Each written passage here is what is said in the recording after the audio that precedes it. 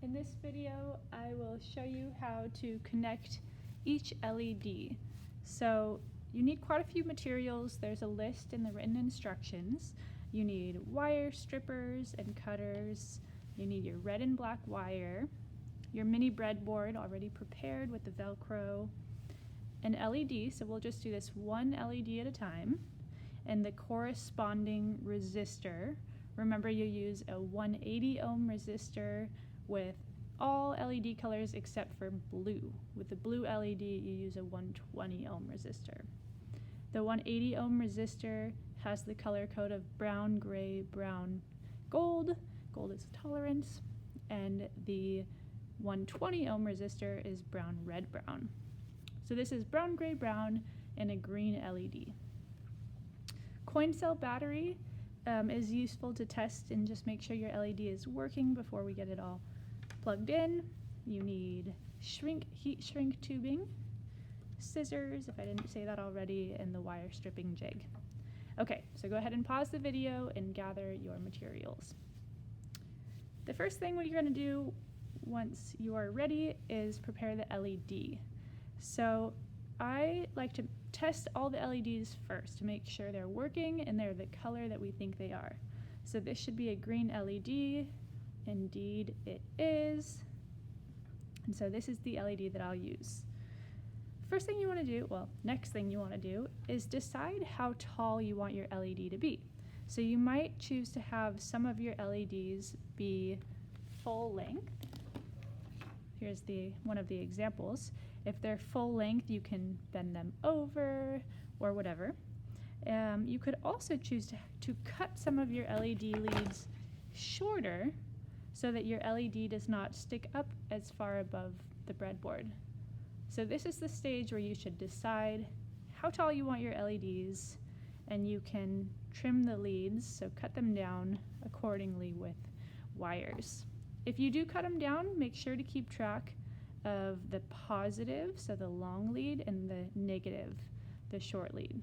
So I would make sure, even if you cut it down, you leave the positive side just a little bit longer so you can keep track of which is which. Anyways, for this example, I'm going to use a full length LED, so I'm not going to trim them down. Okay, and we want to put heat shrink tubing onto the positive, the longer lead of the LED, so that we prevent short circuits. These leads don't touch each other. And so first thing I need to do is actually cut off the right amount of heat shrink tubing for my LED. And so there's a couple ways you can do that. I like to actually use the wire stripping jig and stick the positive, so we're putting the heat shrink wrap on the positive lead, stick the LED lead in there, and then measure how much I need. So right there. And remember, this tubing is going to shrink a little bit, so I generally cut off a tiny bit, maybe a millimeter more than I actually am going to need. So if I hold this up, it might be a little bit hard to see. You'll see that I have slightly more than I need. Anyways, get your piece of heat shrink tubing. You've done this before. Slide it onto the positive side of your LED lead. And you know, when I put that on, I'm looking at it and thinking, that is too much heat shrink wrap. That's not enough wire sticking out. So I'm actually going to cut this down just a little bit.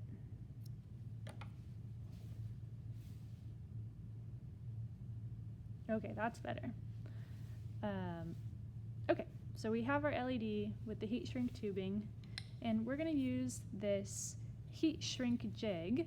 The reason we use that is to protect the LED bulb from melting when it's under the heat gun. So stick the bulb of your LED into the heat shrink jig, and this heat shrink jig usually lives by the heat gun, so you can actually go over to the heat gun. We'll go on a video field trip to the heat gun right now. If you get motion sick from watching this part of the video, you can fast forward. Here's our lovely heat gun. There should be heat guns in both art and physics. So remember, with the heat gun, we want to turn it to the hot setting, so we're going to push it all the way that way. And it's going to be loud. Here we go.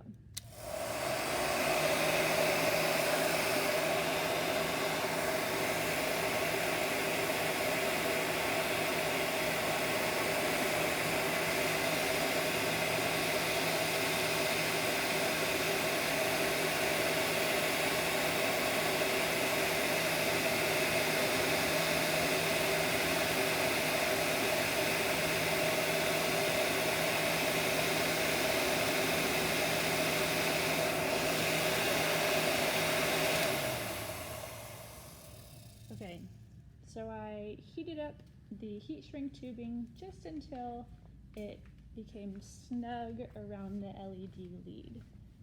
Now I'm coming back to my workstation. You can take the LED out of the jig. The jig you should actually leave over by the heat gun. And now we have that LED ready to go. So in your mini breadboard, we can now attach the LED. So the positive side of your LED, which now has the shrink wrap on it, you should be consistent with all your breadboards. So I'm going to teach you one way, which is to put the positive side in column 3 and the negative side of your LED in column 4, just like this. And now we take our resistor. So my resistor is already prepared. I've already trimmed the leads so that it will fit nicely into the breadboard. It won't stick above the breadboard. And I'm going to put this resistor into column 0 and 3, just like so. So the resistor is overlapping with the LED. It's connected to the LED in column 3. It's connected to the positive lead of the LED. Remember, the resistors are not polar, so it doesn't matter which direction you put them in. All right, and so now you want to figure out where this should go. So at this stage, you might want to be using your drawing and say I wanted this LED right here for some reason. I would kind of determine where that location is, stick the LED or stick the breadboard down there, and we can test it later. And the reason we have Velcro is you can move it around a little bit. So find the approximate location, and again, we can move it around later. So there it is. The next thing for us to do is connect our positive and negative leads. So we'll connect the positive first.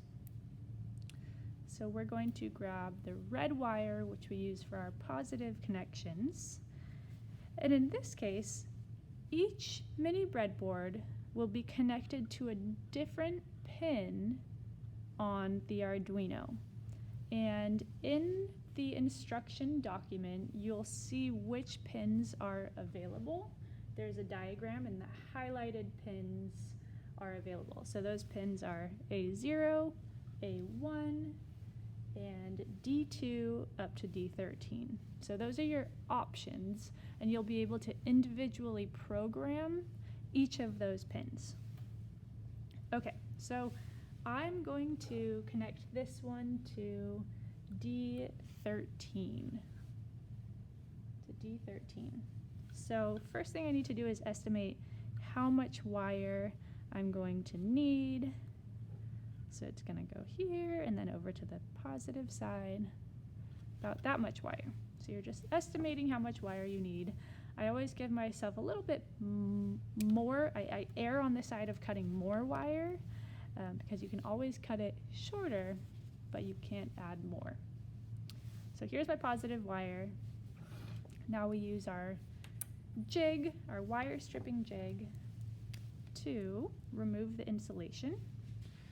And one side will be connected to the breadboard, one side to the Arduino. So I'll do the breadboard side first,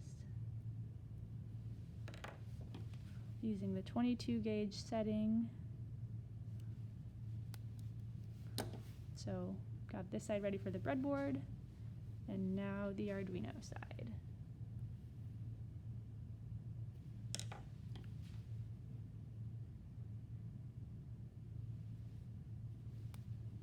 There we go. So I'm going to plug my Arduino side into pin 13. And just to make sure you have the right hole, sometimes it's good to count. So 8, 9, 10, 11, 12, 13. Oops. There we go. And now we want the other side to connect to the positive rail of my breadboard. How do we know which side is positive? Well, remember, you put this shrink wrap onto the positive lead, the longer lead of your LED, and so that is the positive side of the circuit. And in this case, that's connecting to the resistor. So I have my positive wire going from pin 13 over to the positive side of my mini breadboard. Now we need to connect our negative. So because we only have a couple ground pins on here, I'm going to connect instead to the ground column on my photoresistor Arduino. So I'll connect from here over to the ground or the negative rail of this mini breadboard. Okay, so we take the black wire, and again, I'm going from the negative side of this mini breadboard over to the negative side of my new mini breadboard. So cut the amount of wire you need, and we are wire stripping again. This time, both sides are plugging into the breadboard.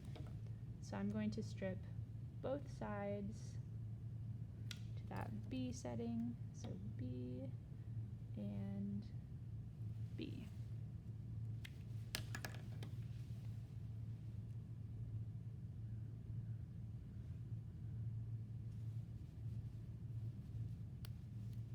There's one side, and there is the other side. Okay, so we're going from the negative, the ground rail here, over to